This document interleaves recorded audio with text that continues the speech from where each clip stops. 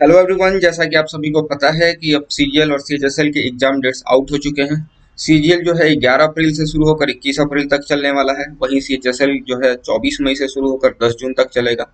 तो आज के वीडियो में हम लोग फोकस करेंगे सीजीएल के एग्जाम के ऊपर, जिसमें अब 30 दिन से भी कम का समय रह गया है। तो इन 30 दिनों में हमारी स्ट्रेटेजी क्या होनी चाहिए, है ना, जिससे हमारा जो स्कोर है वो मैक्सिमाइज हो सके। इसके अलावा हम उन स्टूडेंट्स के लिए भी बात करेंगे जो पहली बार एग्जाम देने जा रहे हैं। तो पूरे एग्जाम का जो प्रोसेस है उसके बारे में भी समझेंगे। तो बढ़ते हैं वीडियो की तरफ। स्वागत है आप सभी का हमारे चैनल लर्निंगो पे। मैं हूं आपका brother and mentor Rohit Verma, GST inspector. तो देखते हैं क्या है सिनेरियो टायर वन का। तो देखिए, टायर वन में 4 सब्जेक्ट से क्वेश्चन पूछे जाते हैं। रीजनिंग से, जनरल अवेयरनेस से, क्वांटिटेटिव एप्टीट्यूड से और इंग्लिश से। सारों में सारे सेक्शन जो है 25 क्वेश्चन होते हैं सारे सेक्शन में, और हर सेक्शन जो है वो 50 नंबर्स के होते हैं। टोटल टाइम जो है टायर वन का वो 1 घंटा होता है। कोई भी सेक्शनल कट ऑफ नहीं होता और ना ही कोई सेक्शनल टाइम होता है। हर क्वेश्चन का इक्वल वेटेज है, यानी हर क्वेश्चन जो है वो 2 नंबर्स का होगा। इसके अलावा जो निगेटिव मार्किंग होगी वो 0.5 होगी। और जो फाइनल रिजल्ट डिक्लेयर होता है, इवन सीजीएल हो या सीएचएसएल हो, वो क्या है, एक नॉर्मलाइजेशन के प्रोसेस के बाद होता है ना। जैसे अगर 11 अप्रैल से शुरू होकर 21 अप्रैल तक जो एग्जाम चलेगा, तो इन 10 दिनों के एग्जाम में जो भी हार्ड शिफ्ट है या फिर जो इजी शिफ्ट है, उनको एक नॉर्मलाइजेशन के फॉर्मूला के तहत इक्वल किया जाता है और उसके बाद फाइनल रिजल्ट डिक्लेयर किया जाता है। सिलेबस की बात करेंगे तो सिलेबस जो है सीजीएल और सीएचएसएल का सेम है, तो इसके बारे में हम लोग ज़्यादा डिस्कस नहीं करेंगे। आप एक बार ओवरव्यू ले सकते हैं। इसके अलावा अगर हम पूरे सेक्शन का ओवरऑल एनालिसिस करें, तो रीजनिंग सेक्शन में जो हमारा टॉपिक्स है वो किस किस टॉपिक से क्वेश्चन पूछे जाते हैं, इस पे हम लोग डिस्कस करेंगे। तो एनालॉजी है, कोडिंग डिकोडिंग है, सीरीज है, पजल है, सिलॉग है, ऑड वन आउट है, पेपर कट एंड फोल्ड है, मैथमेटिकल ऑपरेशन है, वेन डायग्राम है, डाइस क्यूब है, मिरर इमेज है, नॉन वर्बल एनालॉगी है, डिक्शनरी है, एम्बेडेड फिगर से क्वेश्चन पूछे जाते हैं, ब्लड रिलेशन से क्वेश्चन पूछे जाते हैं। इसके अलावा कैलेंडर और काउंटिंग फिगर भी हैं। तो आप इस पूरे सिनेरियो को देख रहे होंगे कि जो एनालॉगी से नंबर ऑफ क्वेश्चन है वो 3 है। इसके अलावा कोडिंग डिकोडिंग से भी 3 सवाल पूछे जा रहे हैं। इसके अलावा सीरीज से 3 सवाल और ऑड वन आउट से 3 सवाल। तो ये जो मैंने पूरा ओवरव्यू लिया है वो सीजीएल 2020 के रैंडम शिफ्ट को मिलाकर लिया है ना। ऐसा नहीं कि मैंने अपने मन से ये बनाया है। जैसा कि आप यहाँ देख सकते हैं कि सीजीएल 2020 का जो भी पेपर हुआ है, मैंने उसके आधार पर ये सारी कंक्लूजन निकाला हुआ है। तो आप देख रहे हैं कि ये जो 4 टॉपिक हैं, एनालॉगी, कोडिंग डिकोडिंग, सीरीज और ऑड वन आउट, तो इन 4 टॉपिक से रीजनिंग के 50% क्वेश्चन जो है कवर हो रहे हैं। यानी जो 25 क्वेश्चन में जो है वो 12 क्वेश्चन जो है वो इन 4 टॉपिक से आ रहे हैं। इसके अलावा जितने भी टॉपिक है उससे एक एक क्वेश्चन जो है आपके पूछे जा रहे हैं। तो देखिए, रीजनिंग एक ऐसा सेक्शन है जहां आप अपने स्कोर को इजीली मैक्सिमाइज कर सकते हैं, अगर आपने प्रीवियस ईयर को अच्छी तरीके से पढ़ रखा है तब, है ना। जितने भी रिसेंट ट्रेंड में एग्जाम हुए हैं, जैसे अभी सीजीएल 2020 है, या फिर एमटीएस का एग्जाम हुआ है, या फिर सीएचएसएल का एग्जाम हुआ है, तो इन सारों में जो नए पैटर्न पे रीजनिंग के क्वेश्चन पूछे गए हैं, आप उसको अच्छी तरीके से रिवाइज कर लें, है ना। और जो नए कॉन्सेप्ट है, जैसे कई बार क्या होता है कि नए कॉन्सेप्ट पे क्वेश्चन पूछ लिया जाता है, तो आप उसको अपने कॉपी में नोट डाउन करें और उसको फ्रिक्वेंटली तौर पर रिवाइज करें। इससे क्या होगा कि आप बहुत कम समय में ही 20-22 क्वेश्चन इजीली सॉल्व कर जाएंगे, है ना। इसके अलावा 2-3 क्वेश्चन जो है हो सकता है आपको थोड़ा परेशान करे, लेकिन अगर आपकी प्रैक्टिस अच्छी रहेगी ना, तो आप इसमें 100% स्कोर इजीली कर सकते हैं। ओवरऑल रीजनिंग की बात करें तो ये एक स्कोरिंग सब्जेक्ट है और आप इसमें 40 से 45 स्कोर इजीली कर पाएंगे। जनरल अवेयरनेस सेक्शन की बात करें तो इसमें हिस्ट्री से 3 से 4 सवाल पूछे जाते हैं, ज्योग्राफी से 3 से 4 सवाल पूछे जाते हैं, फिजिक्स से 1 से 2, केमिस्ट्री में 1 से 2, बायोलॉजी में 2 से 3 सवाल पूछे जाते हैं, इकोनॉमिक्स में 0 से 2 सवाल, पॉलिटी में 2 से 3 सवाल, स्टैटिक जीके में 3 से 5 और करंट के लिए 7 से 8 सवाल पूछे जाते हैं, है ना। तो आप देख रहे होंगे कि ये जो दोनों सेक्शन है, ये जीके का लगभग 50% से भी ज़्यादा है। यानी करंट और स्टैटिक मिला के 13 से जो 15 सवाल जो है एग्जाम में पूछे जाते हैं। तो इनके लिए हमारी स्ट्रैटेजी क्या होनी चाहिए, हम लोग इस पे भी बात करेंगे, लेकिन उससे पहले जो ऊपर के टॉपिक्स है, हिस्ट्री है, ज्योग्राफी है, फिजिक्स है, इनको कैसे पढ़ना है, ये इसका एक ओवरव्यू ले लेते हैं। देखिए, इनको पढ़ने के लिए सबसे पहले आपका बेस होना बहुत जरूरी है ना। जैसे अगर आप एग्जाम देने जा रहे हैं तो माना जाता है कि लूसेंट जो है एक की बुक होती है एग्जाम के लिए, किसी भी वनडे एग्जाम के लिए। तो आपको लूसेंट का सब्जेक्टिव बुक आपने पढ़ रखा है तो बहुत अच्छी बात है। अगर नहीं पढ़ रखा है तो अगले 30 दिन में इसको पढ़ने की गलती ना करें। अगले 30 दिन में आपको क्या करना है, इसका ऑब्जेक्टिव वाला सेक्शन पढ़ना है ना। लूसेंट का जो ऑब्जेक्टिव आता है, एक बुक आएगी उसमें लगभग बहुत सारे क्वेश्चन होते हैं स्टैटिक और टॉपिक वाइज, जितने भी हिस्ट्री है, ज्योग्राफी है, आप उसको एकदम अच्छे से कम 3-4 बार पढ़ लें। और मे भी अगर आप कोशिश कर सकते हैं तो आप 5 बार तक उसको इतना रट ले कि जो एग्जाम में आपको जो क्वेश्चन है वो बहुत सारी फैमिलियर लगने लगेगी। स्टैटिक के लिए आपको क्या करना है कि प्रीवियस ईयर में जितने क्वेश्चन आए हुए हैं स्टैटिक का, है ना, जितने भी प्रीवियस ईयर में आए हुए हैं उन सबको आपको क्या करना है, पढ़ लेना है, याद कर लेना है। इसके अलावा जो टीसीएस ने रेलवे में स्टैटिक जीके पूछा है, आप उसको एक बार देख सकते हैं। न्यूज़पेपर पढ़ने की गलती ना करें, ना ही करंट अफेयर्स के लिए, ना ही स्टैटिक जीके के लिए, है ना। करंट अफेयर्स के लिए आप बेस्ट है कि क्लाउड अफेयर्स को प्रेफर कर सकते हैं। इसके अलावा जीके टुडे पे आप फोकस कर सकते हैं। ये दोनों वेबसाइट है, इनकी जो मंथली पीडीएफ भी आती है।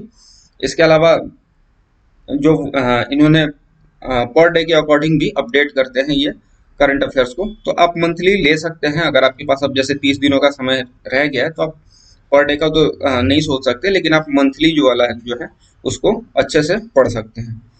ओवरऑल अगर जनरल अवेयरनेस की बात करें तो ये अनप्रिडिक्टेड सेक्शन है। आपको कभी ज़्यादा नंबर भी आ सकते हैं, कम नंबर भी आ सकते हैं, तो आप इसके बारे में ज़्यादा सोच के ना जाए कि मुझे 40 करना है, 30 करना है। लेकिन अगर फिर भी आप इतना कर ले रहे हैं, लूसेंट को अगर आप 4-5 बार लगा लेते हैं और जीके टुडे और करंट क्लाउड अफेयर्स को अच्छी तरीके से पढ़ लेते हैं, तो इसमें आप 25-30 स्कोर इजीली कर लेंगे, है ना। और ये एक डिसेंट स्कोर है। और इससे क्या होगा कि आप टायर 1 में एक जो बढ़त लेके जाएंगे, है ना। तो बढ़ते हैं अगले सेक्शन में, क्वांट सेक्शन की बात करते हैं। तो इसमें टॉपिक वाइज बात करें तो ज्योमेट्री से 4 सवाल है, अलजेब्रा से 3 सवाल है, ट्रिगोनोमेट्री से भी 3 सवाल है, mensuration, number system, percentage, ratio, proportion और मिक्सचर इलिगेशन से एक एक सवाल है। इसके अलावा प्रॉफिट एंड लॉस से 2 सवाल है, सीआईएसआई से 1 सवाल आते हैं, टाइम एंड वर्क या पाइप एंड सिस्टम दोनों में से कोई भी एक रहेगा। इसके अलावा स्पीड, टाइम एंड डिस्टेंस से 1 सवाल आएंगे, एवरेज से 1 सवाल है और डेटा इंटरप्रिटेशन से 4 सवाल आते हैं। तो अगर इसमें कुछ भी आपको नया नहीं मिलेगा, जो भी क्वेश्चन है जो पिछले 3-4 साल से रिपीट हो रहे हैं, आप उसको अच्छे से ध्यान में रखें, है ना, उसको रेगुलरली प्रैक्टिस करें। इसके अलावा जो भी अभी रिसेंट ट्रेंड में पिछले 1-2 साल में नए नए क्वेश्चन जो पूछा है टीसीएस ने, आप उसको क्या करें, उसको कॉपी में नोट डाउन करके उसको फ्रीक्वेंटली तौर पे रिवाइज करें। इससे क्या होगा कि आप इसमें स्कोर जो है 100% कर सकते हैं। ये एक ऐसा सेक्शन है जहाँ 100% स्कोर जो है बहुत आसानी से कर सकते हैं। इंग्लिश सेक्शन की बात करें तो इसमें ग्रामर का 50% रोल होता है और वोकैब का 50%। तो स्पॉट देरर से आपके 2 सवाल आएंगे, सेंटेंस इंप्रूवमेंट से 2 सवाल आएंगे, एक्टिव पैसिव से 1, डायरेक्ट इनडायरेक्ट से 1 सवाल मिलेगा। पैराजम्बल 2 होंगे, क्लोज टेस्ट जो है 5 होते हैं, fill in the blanks, synonym antonym, one word substitution और इडियम फ्रेज जो है ये आपको 2-2 मिलेंगे। इसके अलावा स्पेलिंग से भी आपके 2 सवाल मिलेंगे। तो इसके लिए भी आपको कुछ भी नहीं करना है, प्रीवियस ईयर को अच्छे तरीके से याद कर लेना है। वो कैप सेक्शन में जितने भी ऑप्शन के साथ आपको याद करने हैं। अगर आपने प्रीवियस ईयर अच्छे से कंप्लीट किया हुआ है तो आप क्या करें कि एसपी बख्शी की जो बुक आती है, आप उसमें जितने भी वो कैप्स है आप उसको याद कर सकते हैं। ग्रामर की बात करें तो आपकी कॉन्सेप्ट जो है एकदम एरर डिटेक्शन में जो प्रीवियस ईयर में क्वेश्चन आए हुए हैं जिस कॉन्सेप्ट पे, वही कॉन्सेप्ट रिपीट करेगा, यानी वही रूल रिपीट करेगा जो पहले से आ रहे हैं, है ना। तो रूल्स को क्या करें आप फ्रीक्वेंटली तौर पे रिवाइज करें। इसके अलावा आप नीतू सिंह की वॉल्यूम 1 भी ले सकते हैं। ये एसएससी के लिए मैं कहता हूँ कि एक रामबाण है, मतलब अगर आप पढ़ लेते हैं तो मोस्टली आप इस चीज़ को इजीली कवर कर सकते हैं। इससे आपके स्पॉट देयर, सेंटेंस इंप्रूवमेंट, ये सब जितने भी ग्रामर पोर्शन है ये सही हो जाएंगे। रीडिंग सेक्शन के लिए आप थोड़ी सी 15-20 मिनट न्यूज़पेपर जो आती है आप उसको पढ़ सकते हैं डेली तौर पे। उससे क्या होता है कि आपको आपकी जो रीडिंग स्किल्स है वो बढ़ती है और समझने का जो तरीका है वो तेजी से बढ़ता है। इंडियन एक्सप्रेस ले सकते हैं, टाइम्स ऑफ इंडिया ले सकते हैं, द हिंदू का जो बहुत सारे लोग प्रेफर करते हैं, आप उसको भी ले सकते हैं, कोई प्रॉब्लम नहीं है। लेकिन उसका क्या होता है कि लैंग्वेज थोड़ा टफ होता है, तो आप इजिली अगर आपको दिक्कत हो रही है तो इंडियन एक्सप्रेस और टाइम्स ऑफ इंडिया भी प्रेफर कर सकते हैं, कोई दिक्कत नहीं। तो अगर प्रीवियस ईयर में आप अच्छा आपकी पकड़ है तो आप इस सेक्शन में आप 40-45 स्कोर जो है इजिली कर सकते हैं। इसके अलावा जो एक मेन चीज है पूरे टीसीएस के पैटर्न में जो हमें देखने को मिला है वो है कैलकुलेशन, है ना, या फिर मैथ में हो या फिर रीजनिंग में हो। रीजनिंग में भी ऐसे सवाल हैं जो आपको कैलकुलेशन कराते हैं, और मैथ में तो खैर इसकी इम्पोर्टेंस जितनी बढ़ गई है कि ये एज अ टॉपिक को एज अ टॉपिक जो है ये कवर होने लगा है। तो कैलकुलेशन के लिए क्या करें, आप कम से कम 15-20 मिनट जो है आपको डेली इस पे ध्यान देना है। और डेली के लिए आप क्या करना है, आपको सबसे पहले आप एक ऐप इंस्टॉल कर ले, ब्रेन गेम, है ना। ब्रेन गेम एक ऐप है, आप उसको इंस्टॉल करें और उसमें डेली जो है 5-10 मिनट क्या करें, आप जब भी फ्री हो आप उसमें प्रैक्टिस करें as a calculator, easy format में, ना कि हार्ड और मीडियम में ना जाए। सबसे पहले इजी को आपको करना है ना। और कोशिश करें कि अगर 1 मिनट में जितने वो क्वेश्चन पूछता है वो कम से कम आप उसमें 45 से 55 जो है आप उसमें स्कोर करने की कोशिश करें, है ना। 45 से 55 अटेम्प्ट करने की कोशिश करें। इससे क्या होगा कि आपको आपकी जो कैलकुलेशन है और आपका जो वो बहुत ही फास्ट होने वाला है। इसके अलावा आपको बेसिक चीज़ें पता होनी चाहिए, जैसे स्क्वायर जो है 1 से 50 तक आपको पता होना चाहिए, क्यूब जो है 1 से 20 तक पता होना चाहिए, टेबल जो है आपको 1 से 25 तक एकदम जुबान पे होनी चाहिए।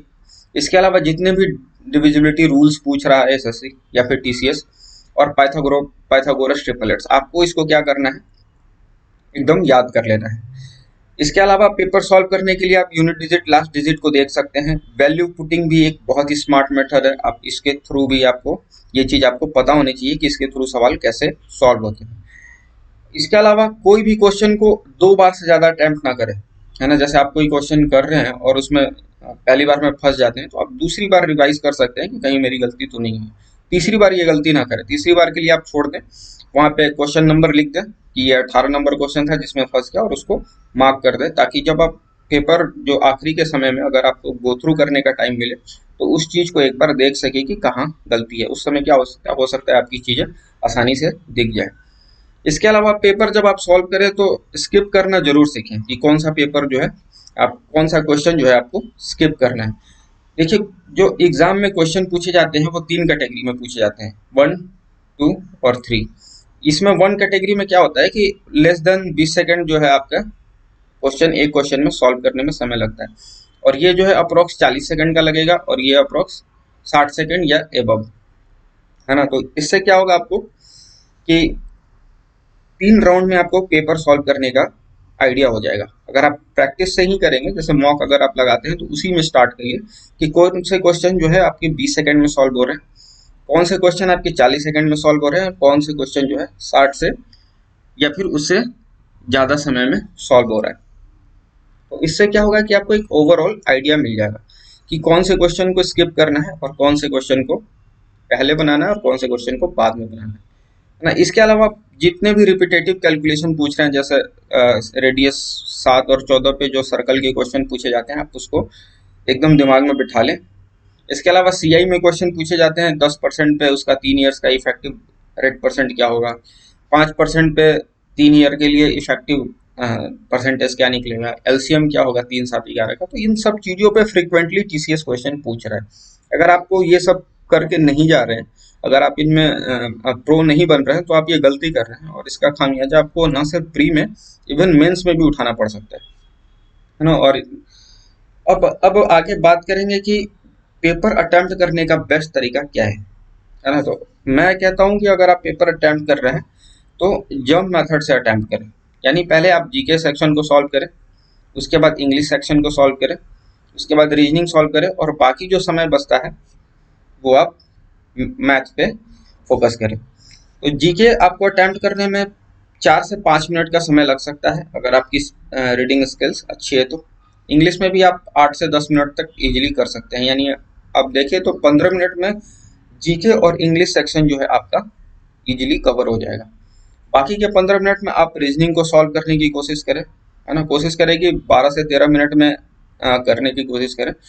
तभी जाके आप अगर पूरे क्वेश्चन को सॉल्व करना चाहते हैं 25 को, तो आप 15 मिनट में कर सकते हैं। अदरवाइज 20 से 22 सवाल आप इजीली सॉल्व कर सकते हैं रीजनिंग में आखिरी के 15 मिनट में। मैथ के लिए जो आपके पास लास्ट के 30 मिनट बचेंगे, उसमें से आपको क्या करना है, 25 मिनट का ही यूज करना है ना।